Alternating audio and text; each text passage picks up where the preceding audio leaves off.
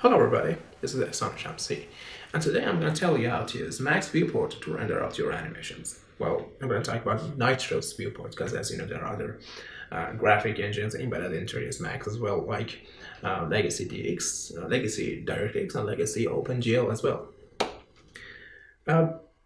Before getting started, you need to know something.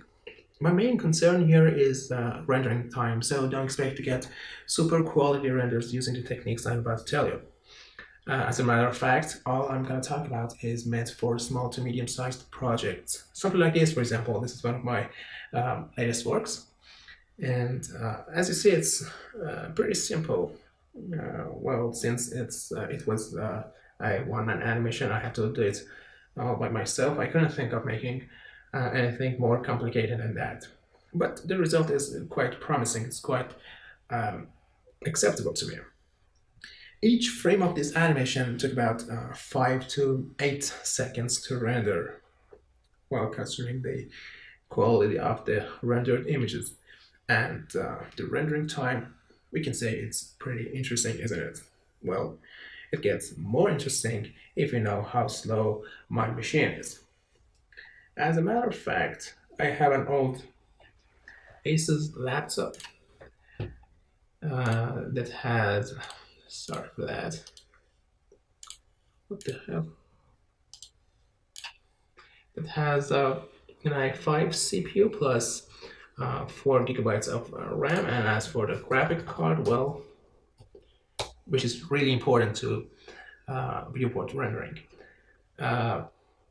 I have an old GeForce card that has 1 gigabyte of dedicated memory. And of course, there is a good for nothing Intel HD graphics. Well, 8 seconds using this system is really something, isn't it? So, if you're interested, I suggest to watch the rest of this video. Okay. I think that's enough for the introduction part. Let's get started. As you see here, I've prepared a scene. There is a classroom here, a cartoony classroom here that has a couple of objects, and of course there is an animated character. What I'm gonna do is putting some light in the scene and making it ready for render. So here we go. The first step, I'm gonna create a sun here. I think a free direct light will do just fine.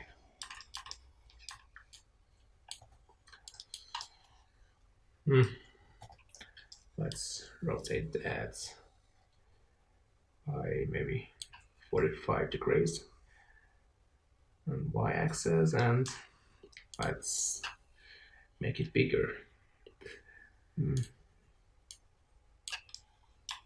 of course we have to enable shadow maps. Now let's go to realistic mode and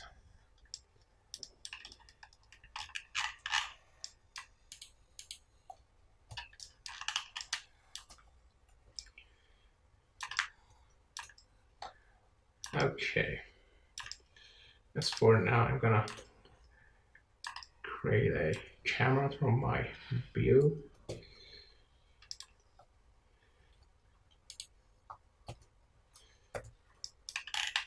Okay, actually, free camera here.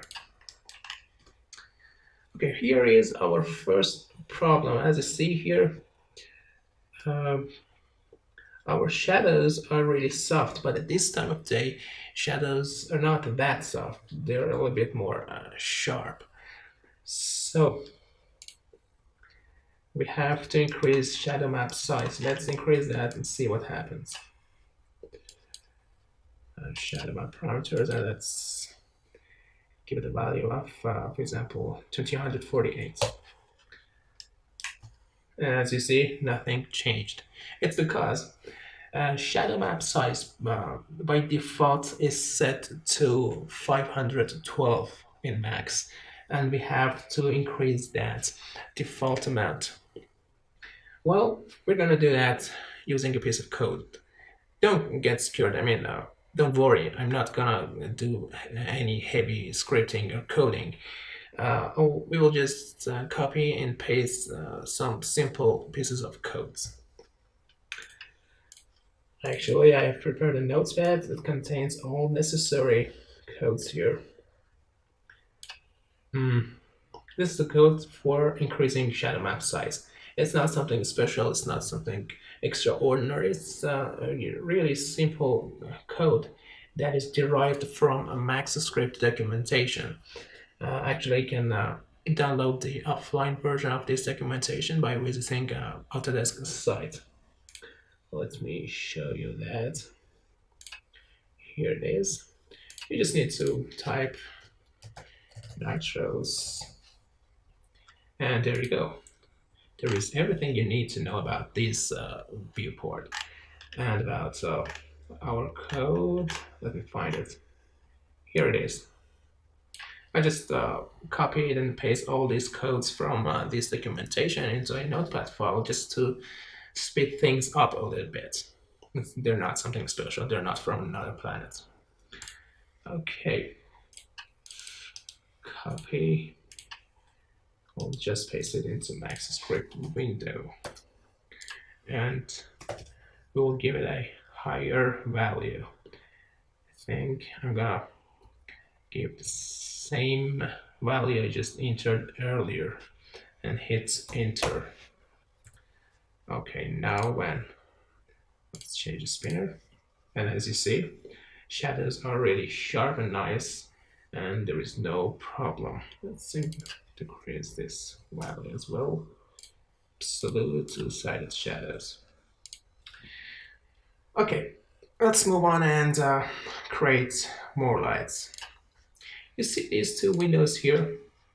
Actually, these two windows are can be considered as light portals that redirect the light surrounding the building into the building. So we can use some omni-lights to actually simulate these lights. But actually these portal lights create a very heavy and very soft area type shadows. And the only light that can produce area shadows in Max Viewport is Mental Ray Area Omni. So I'm gonna create one here, and let me position this in a better place. Okay. As you see here, after time, we get that kind of shadow. Let me demonstrate that. You know, shadow map actually, and area type shadows actually are special type shadows that are sharp when they're near the object, as you see here, and as they get away from the object, they get soft here. But this softness is not quite what I wanted. I want a softer result. So I'll go to area light parameters here, and I'll just increase the radius. Maybe 40 is good. Maybe 50.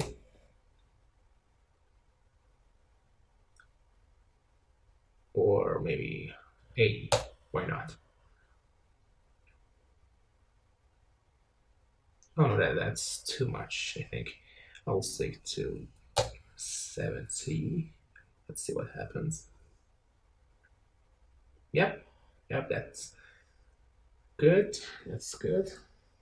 I'll just right now I'm gonna clone this light, but I will clone it as an instance because I want it to be actually everything you do on one light will be duplicated automatically on the other as well instantly if you duplicate it as an instance.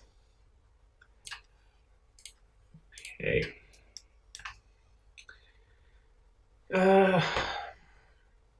Okay. Here there is still something wrong about this image. Something off about this image. There's some pretty dark areas on the objects. and we need the kind of GI here. Not that kind of GI, which needs a lot of computing. We'll just fake it. I'm going to put an omni light here, and we'll go to advanced effects. We will disable these two guys here. Actually, you should note that you have to disable them at first, because if you don't, you will get some unwanted highlights and specularity on your objects, on some of your objects. And then you will enable ambient only. So everything now is illuminated, but it's really tense. We need to lower the intensity. Maybe 0.2 is good, maybe more. Yes, but these two lumines here, again, we have to decrease the multiplier. Maybe 0.3, 0.5, 6. No, 5 is good. 5 is good. Okay, we're almost there. Okay, but outside the window as well, I can go for some heavy modeling. I can put so many trees in there, but I'll just stick to a much more simple way. I'll just create a plane. What's wrong? Okay. I will create a fully bright material here. We'll just go to object properties and disable receive shadows and cast shadows. Actually, since it was a bright material, it does not receive any shadows, but I just disable it for the heck of it anyway. I'm gonna rotate it by 90 degrees. Let's move it a little bit.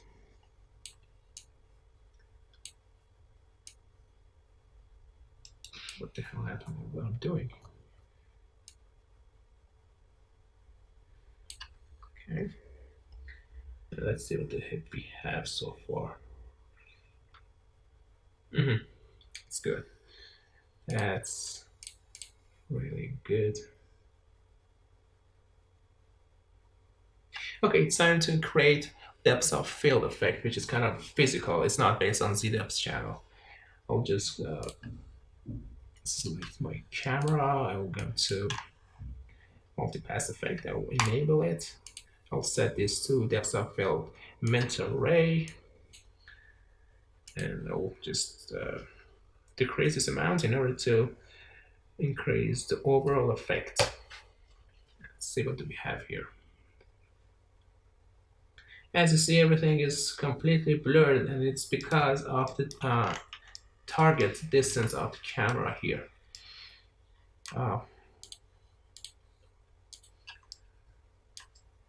Now I have to set it to a proper amount here, target distance.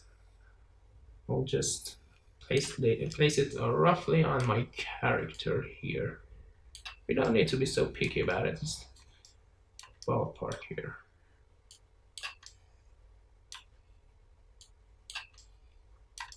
You see, there's a cone here. Everything which is located, which is placed inside these, not the whole cone, actually, which is located in the base of this cone, which is a triangle, rectangle, sorry, is focused, and everything else is blurred. So since my character is the object I want to focus on, I will set the camera distance accordingly. Now let's see what we have. And there you go. As you see, everything is blurred, but my character is not. But actually, this blurry effect is not enough for me. I need more. This is something personal. I really like depth of field effect. Actually, lots of it. Well, this is a little bit too much, maybe. a little less. That's nice. Now we are ready to render out our animation. Uh, we'll just open up the preview window here by pressing Shift V. We'll define a output folder and just go for a new folder and assign a name for it. Maybe shot A is the proper name, kind of. And I'll just set the output format to JPEG. JPEG is a really nice format. It's not so heavy. It's really easy to work with. And hit save. Okay. I'll just hit create and let's see what happens. Okay, I'll just cancel that.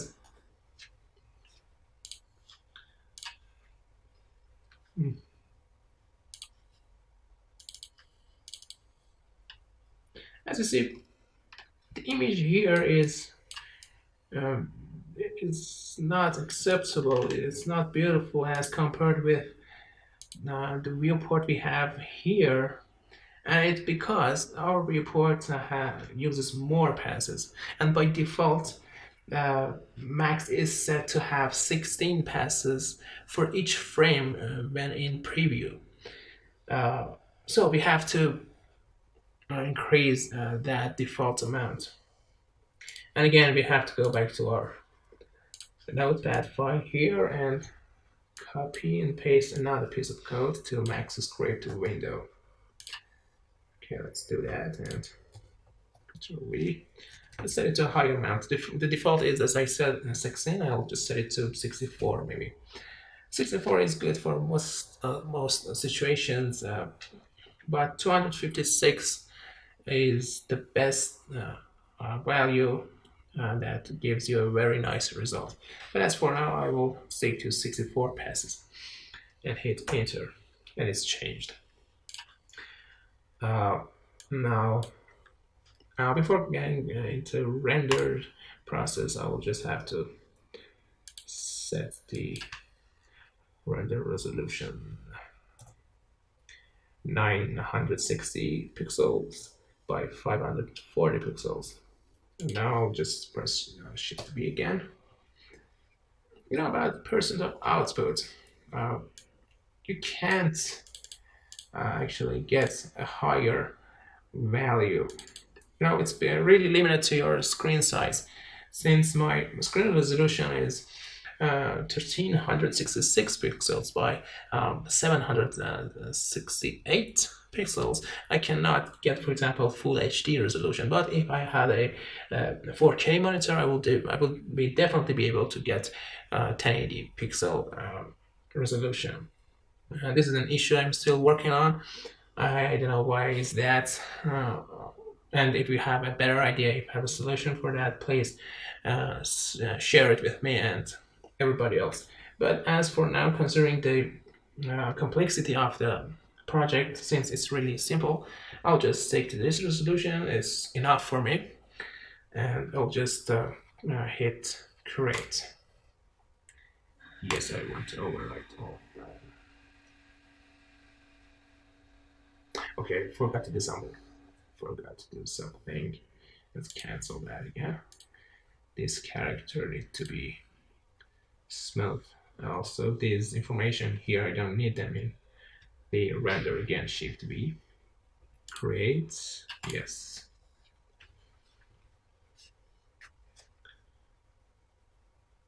Okay, each frame takes about, let me count. 1, 2, 3, 4, 5. Okay, it's about 5 seconds and maybe less, which is pretty nice considering the result. Okay, I think it takes a little bit of time here. I'll just stop the recording, and when it's done, I'll come back. Okay, I'm back. Actually, when I was not recording, I just canceled the rendering and I animated the camera. I didn't do anything special. and I just rendered it again. Now the rendering process is finished, and let's see what do we have so far. Okay, let's go to our folder here. Oh, the image is nice. Let's open up brand player here and import all that image sequence we just created. Sequence is ticked. Open. Okay.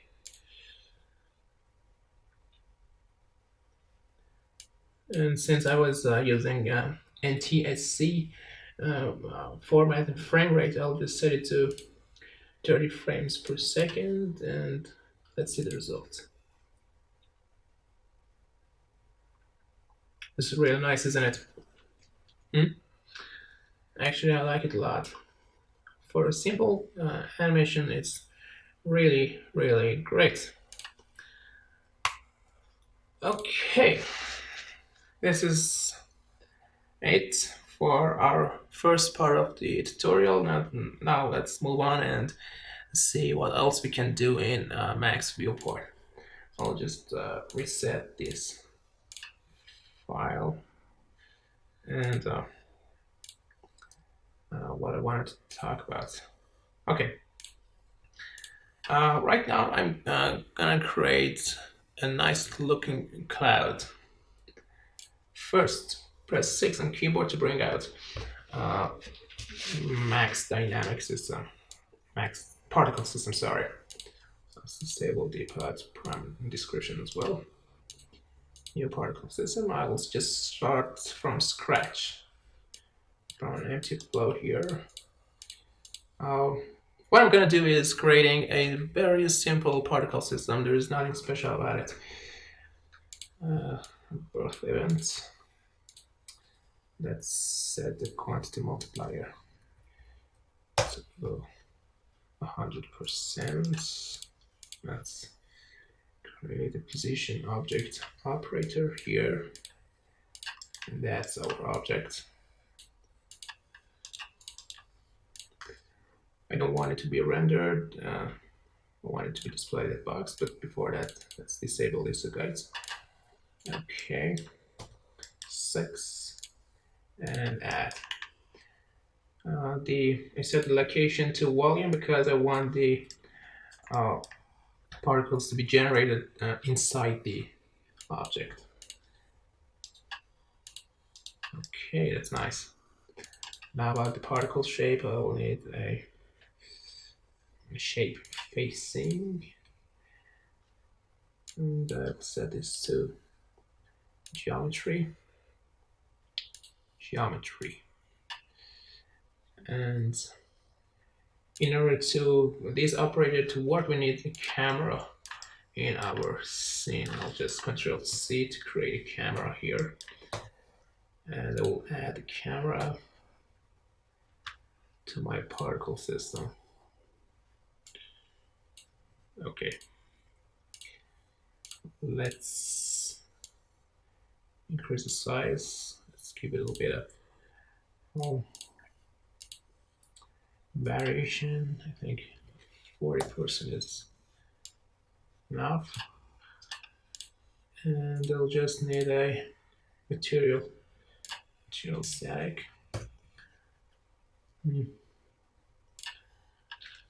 We'll go to opacity channel, we'll set a gradient map. Here I set it to radial.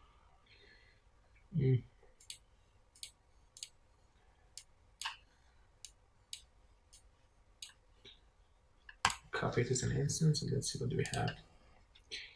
Okay, as you see, we're almost there. We just need a little bit of tweaking in our gradient map.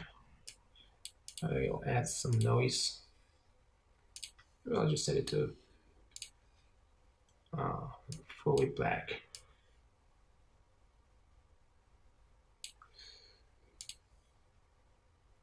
Okay, let's increase the size.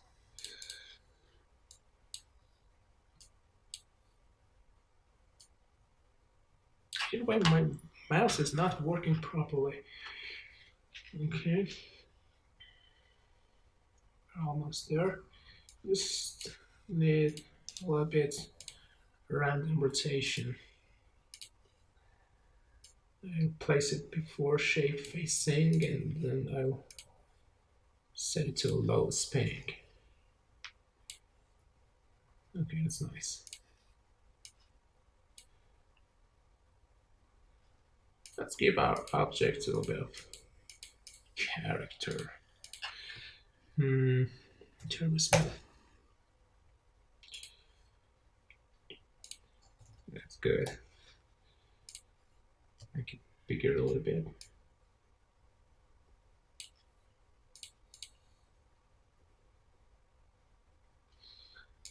Okay. Right now I'm gonna create an omni light here. A standard one will do just fine. Let's set it. Let's bring it here, and let's create another omni to fake GI effect. What am I doing? What the hell? Yes, there it is. Ambient. Lower the multiplier amount, and let's see what do we have. Okay, I need shadows to be enabled.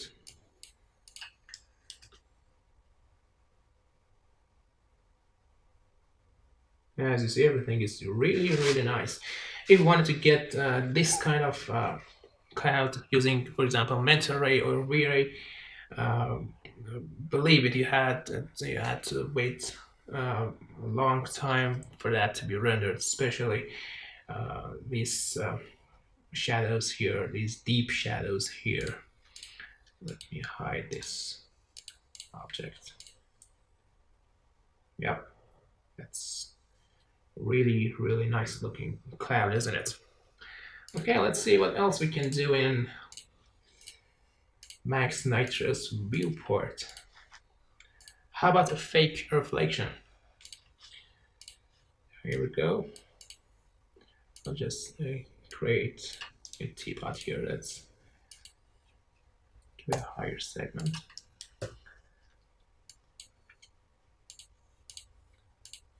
I'll assign material to that teapot. In the reflection slot here, I will add a reflection map I just downloaded. I set the preview to high quality preview, and there you go.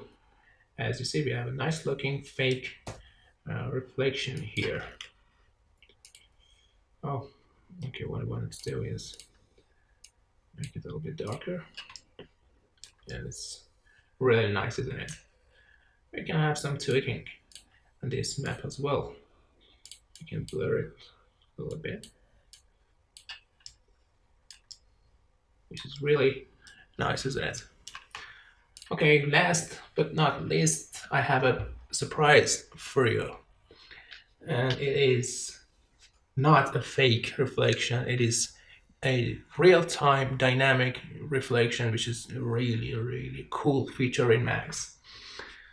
How do we do that? Okay, right now we'll just apply a new material to our teapot, and I'm gonna go and add a refract map to my object here.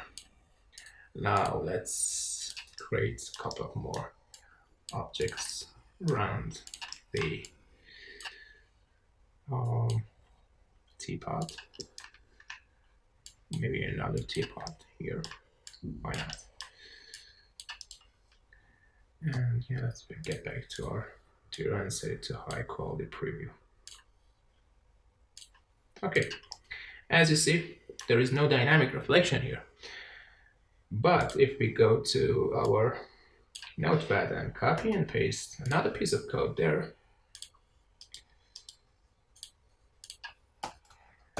we will witness magic. Press enter. There we go. As you see here, we have a dynamic, actually a real-time dynamic reflection, which is really, really awesome. And I was pretty excited the first time I saw this feature in Max. That's really something. Not many software are out there are capable of producing something like this, and it's quite light. Although I'm not using a decent graphic card. Everything is pretty smooth. But you should note that don't use this effect a lot, because if you don't have a good graphic card, you may end up crashing your system. But that was really something. Again, I should tell you that every piece of code I just used is right here in Max script documentation. For example, the last thing I just did, you can see everything about it in this section here. I didn't do anything special. I just need to explain a little bit about this code here. Here I actually define a variable here to get the current viewport setting, and I just use that variable to enable the reflection, the dynamic reflection. Actually, DP could be anything. It stands for display. It could say disp, for example, or DDDD. It could be anything. It's just a variable. It's not a predefined function or class or anything. Okay. Well, I just needed to explain a little more about this code. And well, if you didn't understand what I just said, it's not important. Just copy and paste the goddamn code. It's not something important. And well, here's something funny. I really don't know why they have to hide this cool feature. You know, this is not a game. This is not, for example, GTA, so that you put so many birds throughout the city and the gamer should find them and shoot them down in order to get, I don't know, the extra ammunition. It's not a game. It's not a video game. It's just software, for God's sake. You don't have to find things. You know, I don't know, sometimes Autodesk policies are really hard to understand. Okay, anyway, that's it. That's pretty much everything I wanted to talk about, and I hope you enjoyed the video. If you liked it, please share this video with your friends, or if by any chance you didn't like it, okay, you may think everything I just said was pretty lame, was stupid, was kind of old school. Well, that's why they put the unlike button under the video. And also there is the comment section, and I would appreciate if you share your ideas, your suggestions with me. That would definitely help me a lot. And have fun messing around with Max Viewport. And take care. Bye-bye.